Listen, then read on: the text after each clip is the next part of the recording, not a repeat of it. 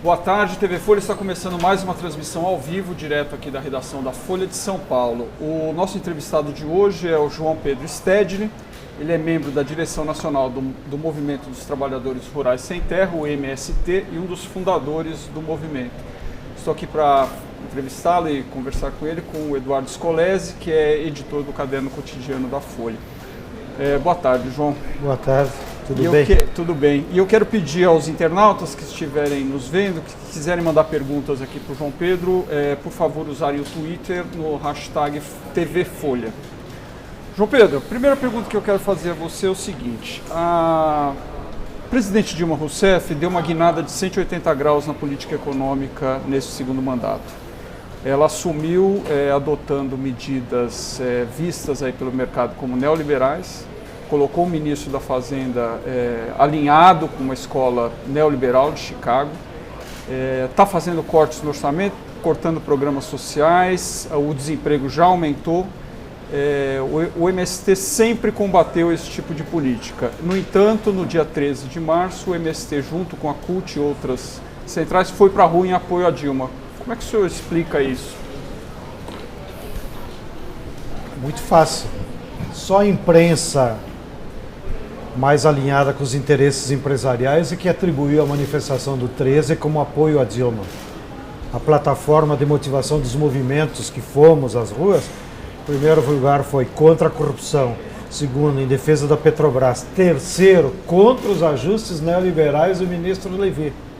Depois eu tive a oportunidade, que ela foi honrosamente numa atividade nossa lá no Sul, e eu disse ao vivo e a cores para ela que nós, do MST, e em nome dos movimentos populares da qual nós fizemos parte, nós somos contra essa política dos ajustes neoliberais. Nós achamos que é uma política burra, nós temos alternativas a elas, que o ministro Levi e outros ministros são surdo-mudos, porque só defendem as suas ideias e não querem dialogar com a sociedade. E nós temos outras alternativas para que o governo equilibre o orçamento, sem necessariamente cortar os ministérios sociais, como eles cortaram 30% na educação, na saúde, na moradia, mas debitando a conta aos mais ricos da sociedade, que é justamente isso que o povo votou nela em outubro e também que aparece nas pesquisas de opinião que aqui e acolá fazem. Quando se pergunta o que a pessoa acha de quem deve pagar a conta desse equilíbrio fiscal, todo mundo diz, os mais ricos, que é óbvio. Mas e essa relação entre quem votou na Dilma achando uma coisa e está acontecendo outra? Os movimentos sociais são um exemplo disso. É isso que nós dissemos a ela, que essa política é burra. Porque, em primeiro lugar, não consegue resolver o orçamento. Não? Já está provado, desde o Fernando Henrique na Europa, nenhuma política neoliberal resolveu o problema das contas públicas. Não? Aliás, o Brasil, parece que com mais 2 ou 3 países, são os únicos que praticam superávit primário. Todos, inclusive os Estados Unidos, a Alemanha, fazem déficit. Ou seja, não tem problema do governo ter déficit nas suas contas públicas. O que não pode é você transformar como uma cláusula pétrea que, em primeiro lugar, pagar juros e depois, se sobrar dinheiro. Não, é o contrário. Primeiro, tu paga as despesas sociais e os investimentos. Depois, paga juros.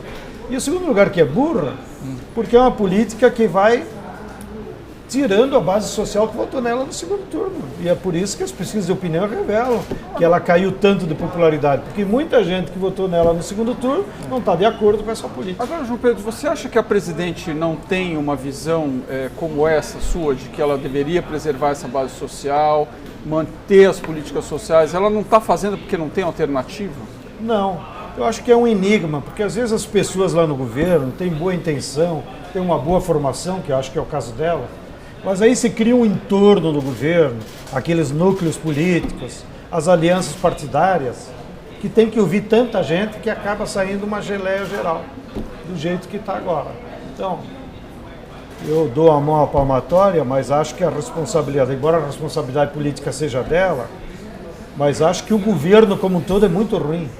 Ou seja, ela montou um governo bem pior do que o primeiro mandato e bem pior do que os dois governos, né? Então, por exemplo, se fosse eu botava o Beluso de ministro da Fazenda, que já manifestou publicamente em diversos artigos e entrevistas que tem um programa econômico. Mas a política econômica do primeiro mandato da presidente Dilma Rousseff foi uma política absolutamente alinhada com o que o Beluso pensa, o pessoal da Unicamp, etc. E deu no que deu. A gente está com o desemprego subindo, o país parou, não cresceu ano passado, o ano anterior cresceu muito pouco também, quer dizer, não foi uma política que deu certo, não é? A política econômica parcialmente deu certo naqueles itens de administração dos recursos públicos.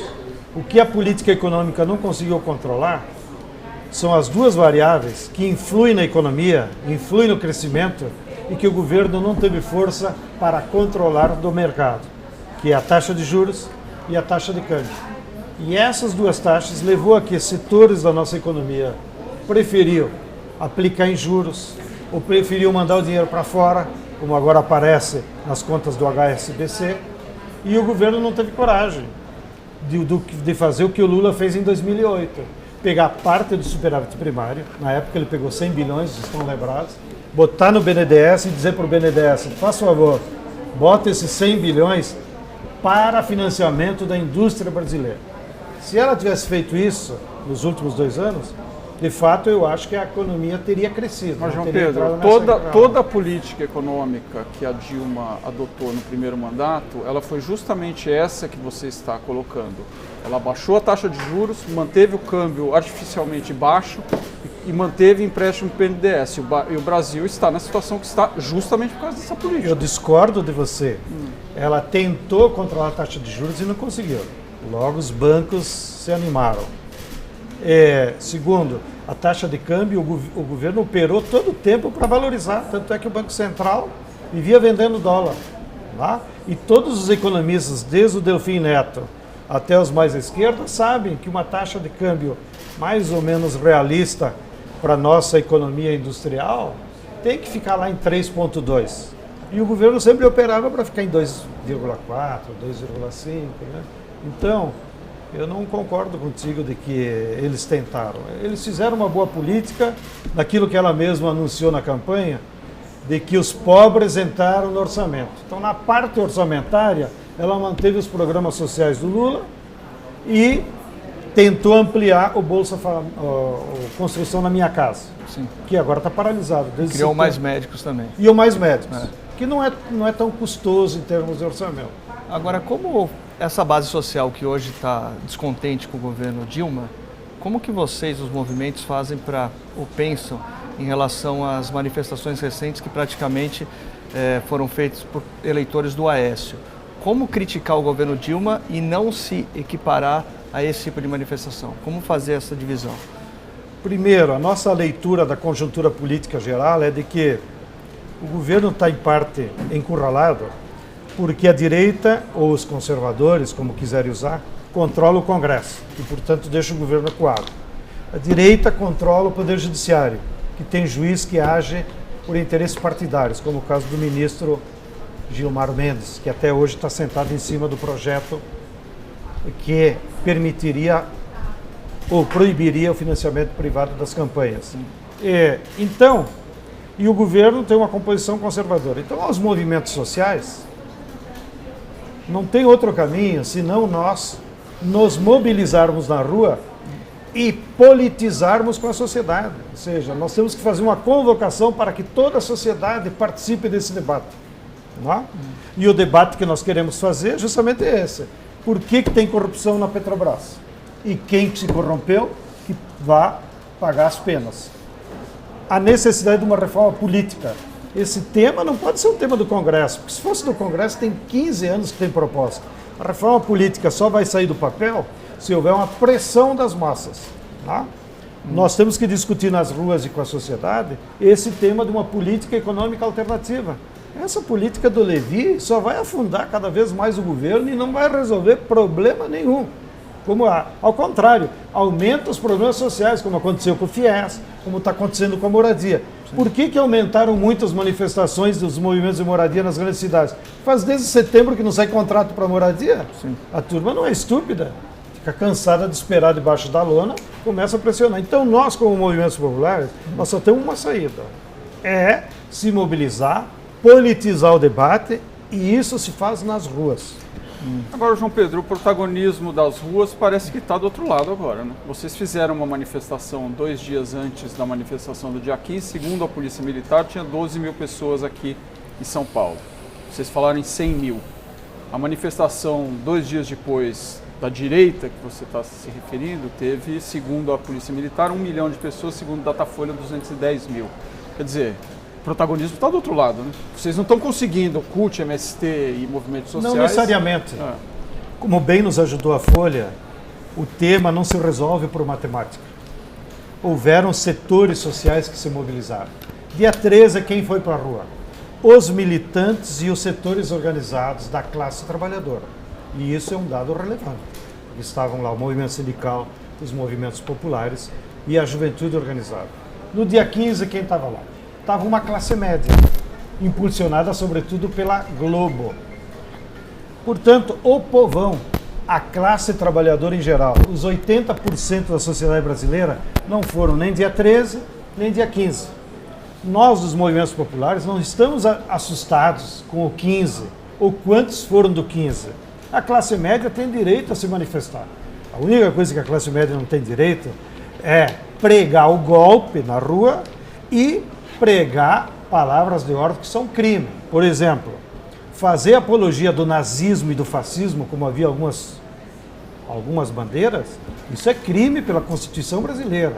E se nós tivéssemos uma Polícia Federal republicana, deveria identificar esses que pregaram o nazismo e ir lá e prender, que é crime. Assim como casos de pedir pena de morte para militantes, para gente do PT, ou inclusive no meu caso, eu não quero puxar para a minha sardinha. Essas pessoas cometem crime ao apelar para a violência.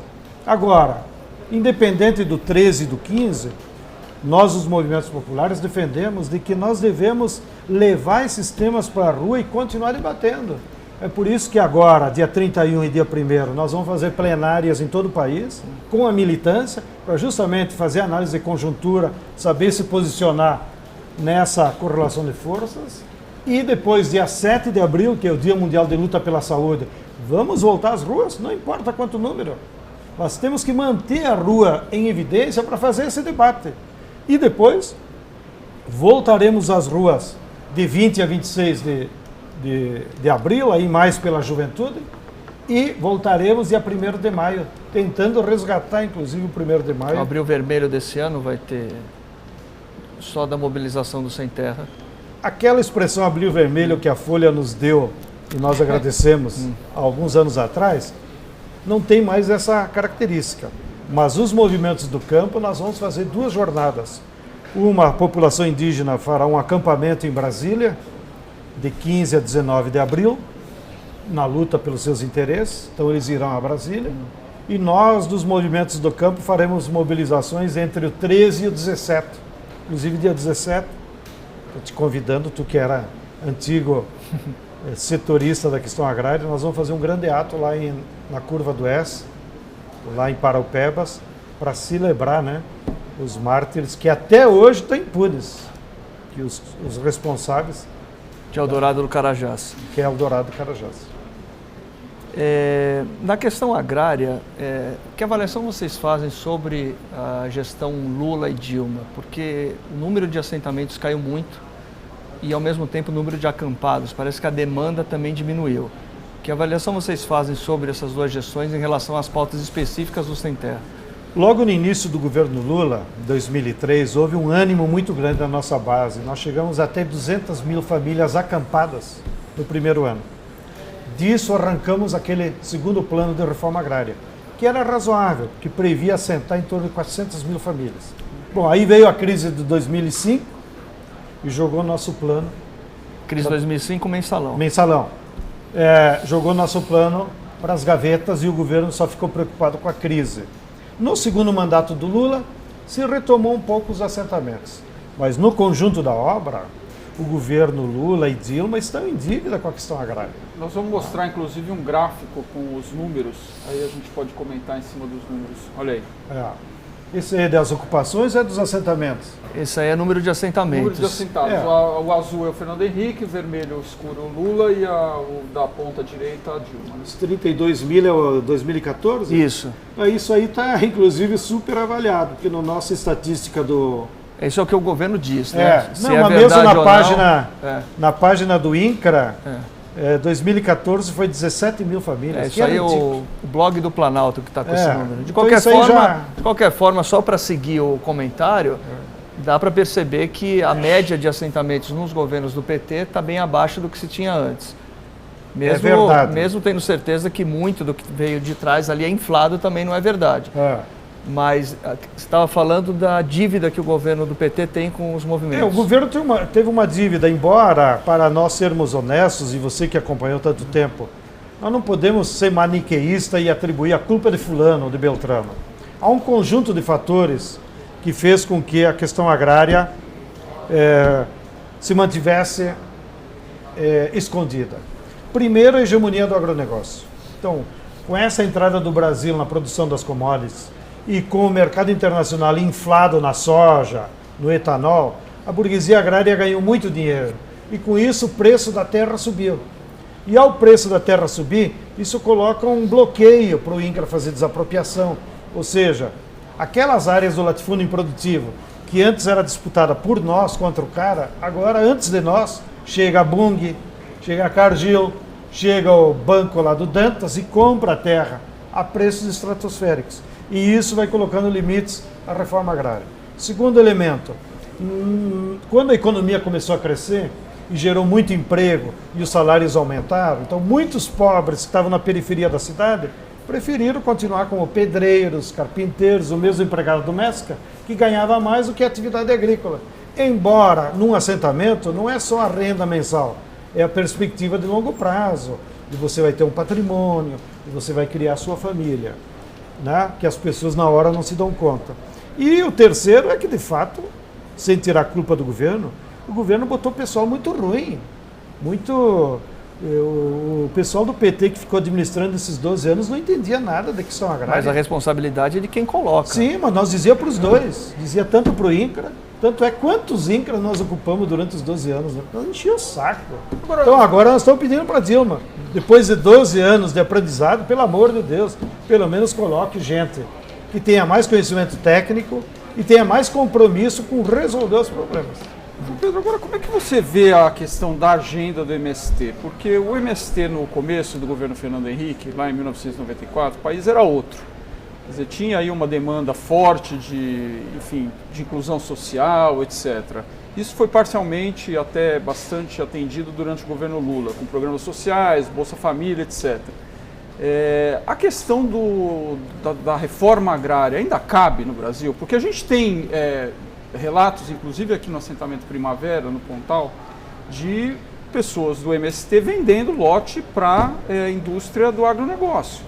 Quer dizer, não é arrendando terra também. Arrendando terras, quer dizer, não é uma agenda caduca já essa, não? Não, ao contrário. Primeiro vamos por partes. Qualquer assentamento humano, mesmo entre a burguesia, sempre há 10, 15% de desistência. Então não culpe os pobres por ele arrendar ou querer sair. Né? E mesmo quando ele vende, ele não pode vender a terra, ele pode vender a casa e o uso. Mas pela Constituição que nós garantimos em 88, é proibido vender a terra. Bem, então 10, 15% acontece em qualquer condomínio de luxo. É normal da vida humana. Portanto, não está aí o problema do fracasso da reforma agrária. Segundo ponto, é verdade que aquelas camadas mais pobres do campo, de certa forma, ficaram arrefecidas, porque ou aumentou o salário mínimo, ou tiveram Bolsa Família. Aposentadoria rural. Aposentadoria rural. Agora, cá entre nós, tem 44 milhões de pobres, 60% deles no campo, que estão acomodados por esses programas sociais, mas não resolveu do ponto de vista estrutural. Então, dia a mais, dia a menos, o tema da terra para quem nela trabalha voltará desses pobres. Será possível pegar essas pessoas de volta para o movimento e convencê-la a passar 3, 4 anos debaixo de uma barraca de lona? Não, é isso que nós não queremos, que ela tenha que passar 3, 4 anos. Mas olha... É que sem pressão, imagina-se que o governo não se mexe também. A maior parte desses pobres do campo, eles moram na periferia de pequenas cidades do interior. Então, eles estão colados com a agricultura. Não seria difícil mobilizá-los para uma política de distribuição de terra. Agora, voltando ao início da tua pergunta. Bem, essa é a reforma agrária clássica, que você disse, ela não está fora da agenda? Uma parte dela está. Porém, há uma outra atualização da questão agrária, que não é mais só a distribuição de terra, que é a agenda que o MST está incorporando. Então, o que nós dissemos? Que uma reforma agrária agora tem que discutir o modelo de produção agrícola. Porque esse modelo que vocês valorizam tanto do agronegócio, isso aí tem os dias contados. Porque isso aí é alta escala, desemprega, só produz com venenos. Nos últimos 4 anos, ela desempregou 4 milhões de trabalhadores no campo. Então isso aí é uma bomba de tempo, que vai estourar. O agronegócio não resolve... Essa política que você está falando, essa política agrícola, não pode ser feita já com os assentamentos que existem? Claro, é isso que nós estamos defendendo. Então, a nossa modernização da pauta qual é? Tem que ser uma reforma agrária vinculada, em primeiro lugar, para produzir alimentos, mas não qualquer alimento. Alimentos saudáveis para o mercado interno, para poder suprir essa demanda que o agronegócio não produz. Segundo, nós temos que estimular a agroecologia com uma nova matriz de produção, que há 10 anos nós nem sabíamos o que era agroecologia, achava que era coisa de bicho grilo aí da cidade. Terceiro, nós temos que combinar com a agroindústria nos assentamentos. E é esse o programa que nós estamos construindo agora com o BNDES, nessa visão. Em cada assentamento teria que ter uma agroindústria, ou do leite, ou das frutas, ou de carne, para isso ir aumentando a renda. Mas, João Pedro, vocês estão na estrada há tanto tempo, por que isso não foi feito ainda? Por exemplo, eu me lembro de ter feito uma entrevista contigo há 10 anos atrás, você me mostrou na casa da sede aqui em São Paulo uns produtos que o MST estava produzindo, umas latas com o emblema do MST e tal. Não tem no supermercado para vender produtos do MST. Tem, é que nós não botamos a nossa bandeirinha, senão a turma da direita vai lá e quebra. Mas você pode tomar suco aqui no Pão de Açúcar, suco Monte Vêneto. É uma cooperativa nossa. Nós vendemos, e a maior parte dos nossos produtos agroindustrializados, nós priorizamos a merenda escolar. Por exemplo, agora a Dilma foi lá iniciar a colheita do arroz orgânico. Nós estamos colhendo 500 mil sacos de arroz orgânico por ano. Para onde vai esse arroz? Em saquinho, a vácuo, tudo direitinho. Para a merenda escolar. Quando entrou o Haddad aqui, ele começou a comprar o nosso arroz. Então o nosso arroz está na merenda dos filhos da classe média ou de quem estuda em escola pública aqui de São Paulo. Porque é um produto diferenciado, é orgânico. Então nós priorizamos a merenda escolar para chegar nas crianças, porque senão vai dar lucro para o Pão de Açúcar e não vai cumprir a sua função social. Agora, quando você faz uma avaliação do governo petista em relação à reforma agrária, tem a sensação que você tenta minimizar o papel do Lula e da Dilma nessa responsabilidade. Porque, por exemplo, o MST sempre acreditou que o governo Lula ou o governo Dilma fossem revisar os índices da reforma agrária. Isso nunca aconteceu. Já chegou a prometer para vocês. A questão de criticar o Lula e a Dilma no movimento é também pensado da questão política. Se eu bater no Lula e na Dilma, eu vou estar fortalecendo a direita? Claro. Então, não necessariamente nós precisamos usar o espaço da Folha aqui para ficar dando pau na Dilma ou no Lula. Mas, pessoalmente e internamente, nós fizemos duras críticas. Tanto é que nós exigimos, nós não aceitamos mais a forma como estão conduzindo o INCRA. E parece que eles vão mudar a orientação. Pelo menos botaram um cara mais sério lá no MDA. Então, não é que eles não tenham responsabilidades, mas nós também temos responsabilidade com a nossa base e com a realidade. Então, como eu disse antes, seria muito fácil encontrar um Judas, a culpa é do governo, a culpa é de fulano, a culpa é do fulano. E as culpas não são personalizadas. As culpas dependem da correlação de forças e das políticas que vão se adotando. E é isso que nós queremos que a sociedade entenda e que a nossa base entenda. Essas conversas pessoalmente ocorrem com o Lula, com a Dilma? Ocorrem de diversas formas, como agora, de forma pública, lá no assentamento que ela veio. Você teve a oportunidade lá no Rio Grande do Sul, nesse evento, de conversar pessoalmente com a Dilma, fora longe dos holofotes? Antes de ter o ato público, nós fizemos uma reunião de trabalho. Ela estava lá com 3, 4 ministros, os gaúchos, estavam todos. Como é que foi essa conversa? Foi muito boa, justamente nesse sentido. Nós queremos mudanças no INCRA, Nós queremos que se fortaleça esse programa Terra Forte, que é da agroindústria nos assentamentos. Nós queremos que o governo tire do papel o Programa Nacional de Agroecologia, o Planalto, que estava lá apenas com uma carta de intenção, ou seja, tem que transformar em programas de trabalho, botar dinheiro, né? E nós queremos fortalecer a educação no meio rural. Então nós somos contra o MEC financiar peruas e vans, como dizem os paulistas, para pegar os meninos lá do interior e trazer para a cidade estudar. Tem criança que anda 3 horas de ônibus. Quer dizer, contra o fechamento de escola rural. Contra o fechamento de escola rural. Então tudo isso nós dissemos, né? E algumas coisas ela estranhou, como é que eu não sabia, porque um dos males de todos os governos, e aqui no Brasil mais ainda, é que em geral eles são cercados por puxa-saco, né? E o puxa-saco blinda, ele nunca quer dizer a verdade para o seu patrão. Espero que aqui na Folha não seja igual, né? Talvez lá os assessores tenham medo de falar com o presidente, né? Mas mesmo com o Lula, que era mais, digamos, mais dinâmico, né? Nesse sentido das relações sociais. Então, e outras coisas ela concordou, né? Por exemplo, nós temos que potencializar a Conab como uma grande empresa que compra alimentos. Deixar de ser um gueto lá que o agronegócio só usa para fazer estoque e subsidiar, né? Ninguém sabe, a Folha nunca publicou, por exemplo, uma matéria que o algodão produzido no Mato Grosso só se viabiliza porque a Conab subsidia todo o transporte. E quem vira o beneficiado? Vira beneficiado o Blairomagem, vira beneficiado os grandes produtores de algodão do Mato Grosso. Mas o algodão não é alimento, o algodão não é estratégico para o Brasil, ao contrário, faz concorrência, né? Então, não tem sentido a Conab ser um espaço apenas para garantir uma renda extraordinária para os produtores de algodão no Mato Grosso. A Conab tem que ser uma empresa que viabiliza a compra de todos os alimentos da pequena agricultura, que leve os alimentos para as escolas, na merenda escolar. Essas reflexões que nós precisamos chegar a ela, e que aparentemente, né? E por exemplo, até agora ela não nomeou o presidente da Conab. Precisa ter um... João Pedro, voltando um pouco aí à questão política, né? O MST e outros grupos, a CUT, etc., grupos de esquerda durante o governo Fernando Henrique, fizeram uma série de manifestações grandes, enormes, em Brasília, em todo lugar, pedindo fora FHC.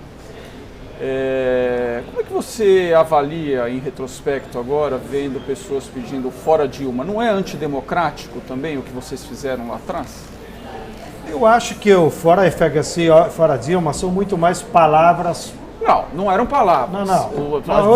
Os seus subiam lá, pregavam isso, o Lula pregou isso, jogou pizza. Mas é uma simbologia de você fazer uma clara oposição ao governo.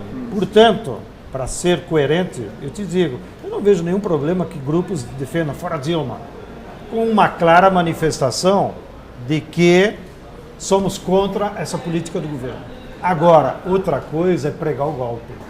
Nós nunca, nem como MST, nem como Movimento Popular, nem a CUT, eu não sou advogado para defendê-los, mas vou defendê-los agora, nunca no Fernando Henrique nós pedimos a demissão do governo. Um golpe contra o Fernando Henrique. Mas o fora FHC não é Era impeachment? uma palavra política. Não, fora FHC. Era uma palavra política. Fora a política que ele está fazendo. Mas ninguém entrou com impeachment contra o Fernando Henrique, nem com projeto, nem levantou a bandeira de volta dos militares. Então, uma coisa é tu pedir fora Dilma com uma bandeira política. Outra coisa é tu ir para a rua e dizer, queremos um golpe, queremos a volta dos militares. Mas isso é uma minoria também dessa maioria. Tem projeto na Câmara encaminhando impeachment. Mas isso não foi para frente. Tá lá. Não, tudo bem. Depois.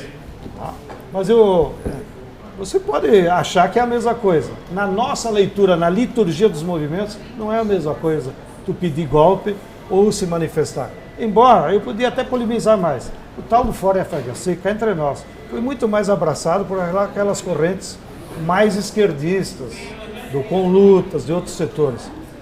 A maioria do PT não abraçou o Fora FHC. Em geral, em todos os congressos do PT, quando essa bandeira ia à votação, nunca ganhou.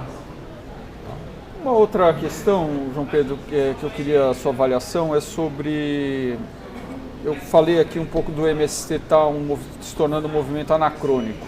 Você discorda, obviamente, etc. Agora, como é que você vê agora, por exemplo, de novo um protagonismo de um outro movimento, que é o movimento do sem-teto, né? Que está ganhando não só espaço, como fôlego. Sim. E as demandas vêm sendo atendidas. Tem poder de mobilização forte na cidade. Por que sem-teto tem um protagonismo tão grande? Primeiro, acabei de dizer, faz 6 meses que não sai contrato de casas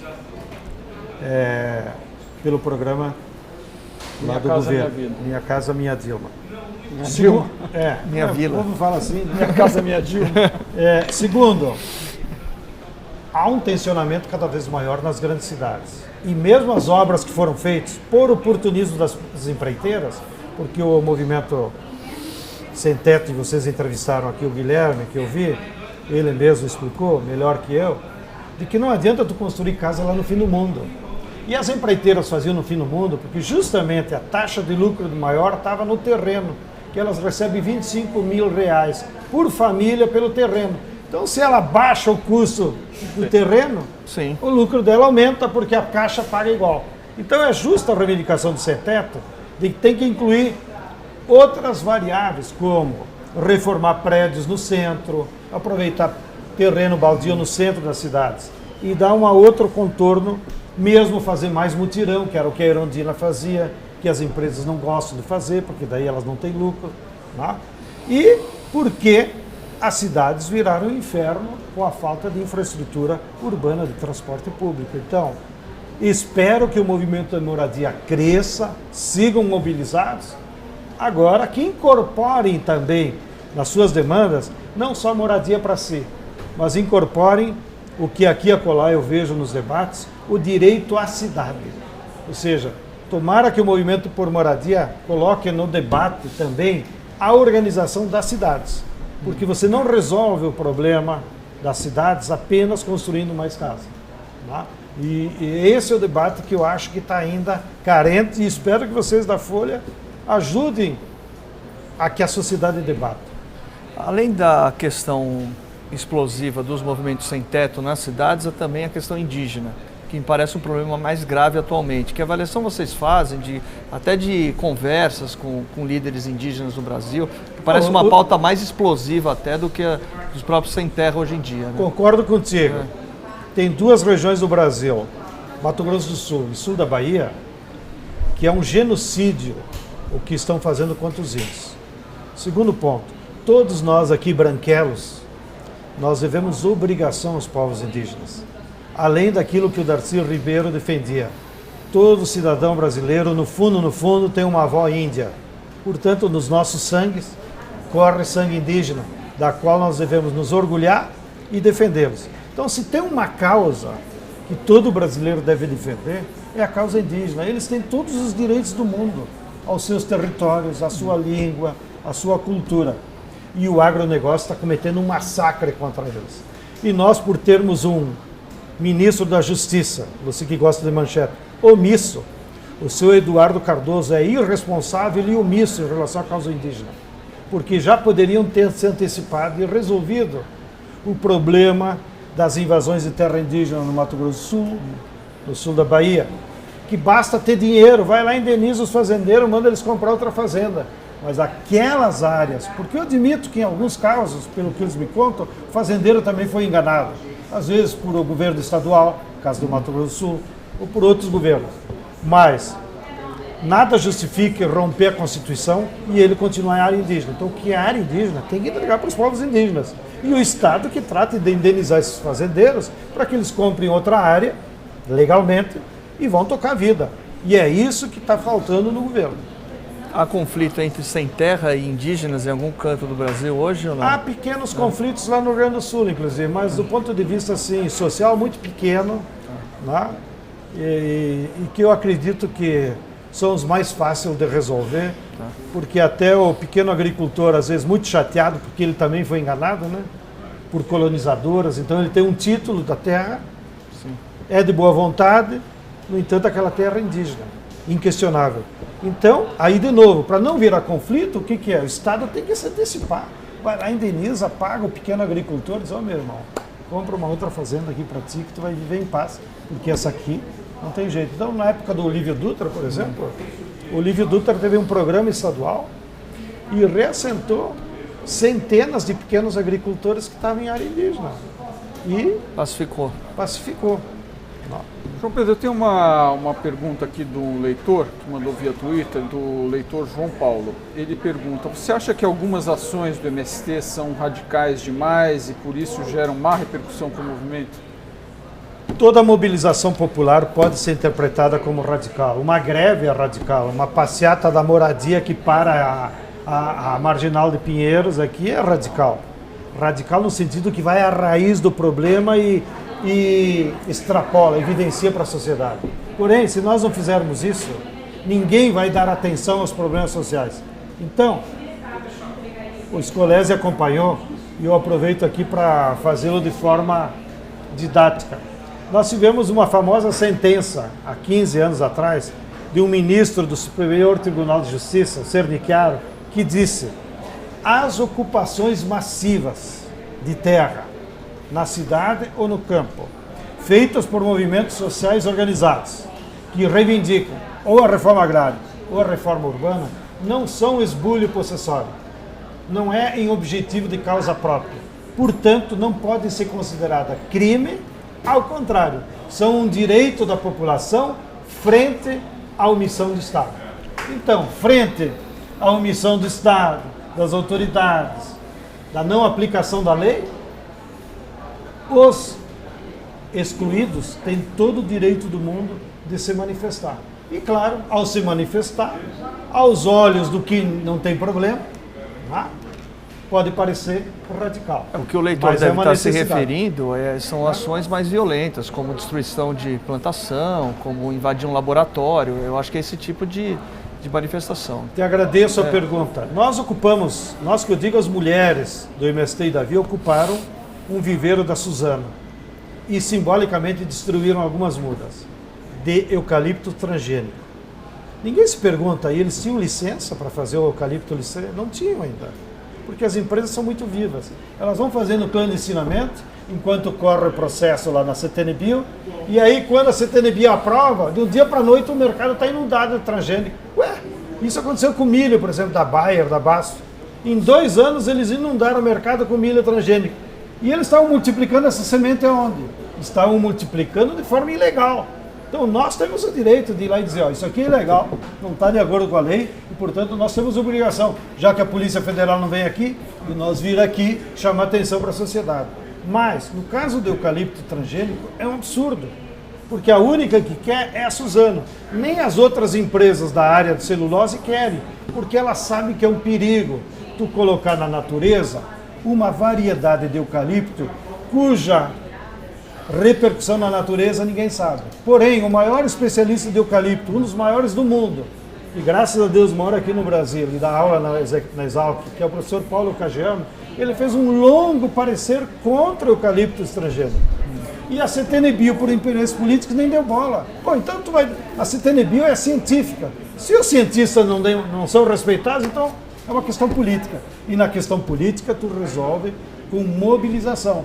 E graças àquela mobilização que assustou alguns, então o governo criou vergonha e tirou da pauta o eucalipto transgênico, que só interessava a Suzano e que poderia colocar em risco a produção de mel em todo o país, porque essa variedade de eucalipto transgênico ela não dá flor, tá? E portanto ela vai contaminando os outros e a médio prazo nós não teríamos mais mel de flor de eucalipto. João Pedro, agora no começo de março, numa declaração que o senhor deu na Venezuela, causou ali até um certo espanto para o presidente Nicolás Maduro, dizendo que, lá numa conversa com ele, acabou citando Maduro, eu não sei por que a direita na Venezuela não faz como a cubana, que vão de uma vez para Miami e nos deixem em paz para que a gente faça o trabalho, estudando e construindo uma pátria livre e socialista. A Venezuela está com uma inflação descontrolada, falta papel higiênico no supermercado, a gente sabe. A PDVSA, que é uma empresa que está em cima das maiores reservas de petróleo do mundo, não tem dinheiro para tirar o petróleo dos poços de petróleo. Você acha que a Venezuela é um modelo para o Brasil? Não. Não existe modelo de um país para outro. Nem a Venezuela para o Brasil, nem a Venezuela para ninguém. Assim como o Brasil não é modelo para a Venezuela. Cada país tem o seu governo e deve buscar o seu caminho. Agora, eu estive lá durante uma semana, na Venezuela, e não vi a situação tão trágica, como você acabou de descrever. Bom, que a PDVSA não tem dinheiro para tirar o petróleo, é fato. Que tem desabastecimento, a Folha tem um correspondente lá que vive escrevendo matérias dizendo que não tem gêneros alimentícios básicos no supermercado. Tem outros correspondentes da BBC Brasil, da Reuters, que não falam do mesmo jeito. A própria FAO de lá emitiu um parecer dizendo que não há desabastecimento de alimentos na Venezuela. A Friboi acaba de fazer um contrato de 4 anos para abastecer carne e está entregando regularmente a carne na Venezuela. Eu não vi filas. O que existe é acaparamento de alguns setores, porque o governo não controla toda a distribuição.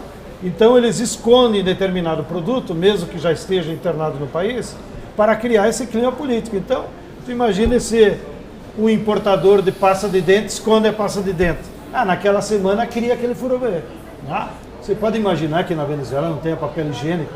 Só o correspondente da Folha pode imaginar. É claro que tem papel higiênico mas lá. Mas vira e mexe, desaparece da prateleira. Então cria eles usam como um negócio da psicologia social, para criar um fato, né? Está faltando papel higiênico. Mas a crise é criada pela oposição da Venezuela? Não só pela oposição, porque lá, por isso que aqui, inclusive, alguns analistas estão dizendo que a direita brasileira está seguindo um caminho muito perigoso à venezuelana.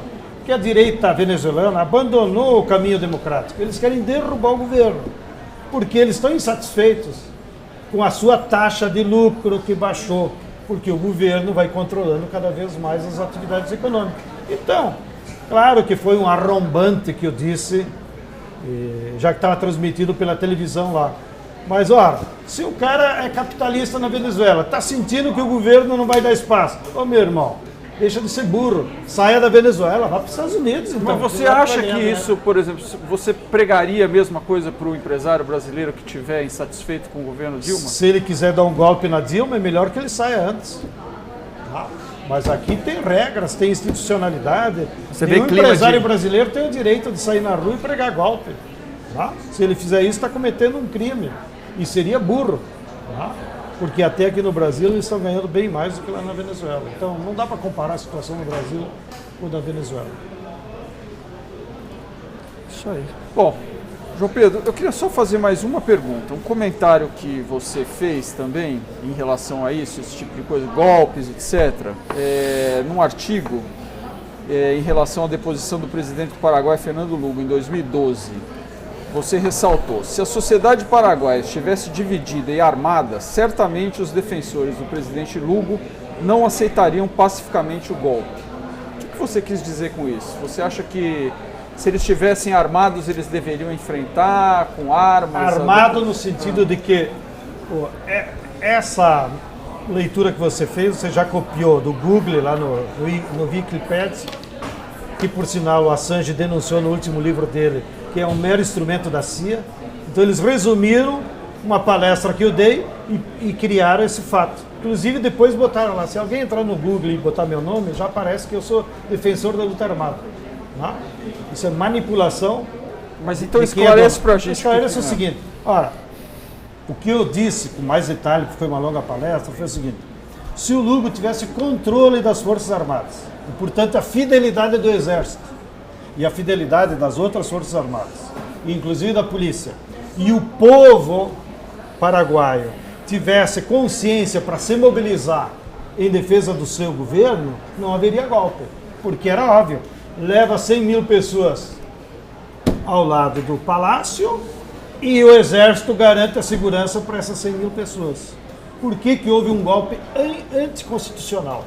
E agora o povo está se dando conta, as pesquisas de opinião, não sei se vocês acompanham, que se as eleições fossem hoje, o Lugo ganharia as eleições. Então agora a direita paraguaia quer impedir que ele seja candidato de novo. Essa é a briga de lá, para vocês verem. Mas é óbvio, a ONU, todos os organismos internacionais se manifestaram que foi um golpe não constitucional. Eles deram um golpe. Então, foi uma luta política. Se na luta política o Lugo tivesse as Forças Armadas e tivesse apoio popular, é claro que ele não caía. Como ele não tinha nem apoio popular, porque não tiveram a capacidade de se mobilizar, no dia foram lá 5 mil pessoas, e as Forças Armadas traíram ele, porque a missão da Unasur que foi lá nos dias do golpe, estava no Rio, se lembram, na Rio mais 20, Um grupo de ministros foram lá visitar, inclusive do Brasil. E a pergunta que os ministros das Relações Exteriores fizeram para o Lula, e para ver se valia a pena ir até o limite, foi essa: Lula, as Forças Armadas te apoiam para você continuar? Ele disse não. Então os ministros perceberam que a correlação de forças não tinha volta, manifestaram solidariedade política, protestaram, esbravejaram com o Congresso, mas não puderam fazer nada e, de fato, em 24 horas, depois que eles estavam lá, eles derrubaram o Lula. Infelizmente, se tiver algum paraguaio nos assistindo, torçam para que nas próximas eleições o Lugo volte nos braços do povo e daí, quem sabe, ele consiga o apoio do povo e das Forças Armadas. Tá certo. Bom, João Pedro, quero agradecer aqui a sua presença, agradecer a Escolese e até uma próxima. Então, muito obrigado. Obrigado a vocês.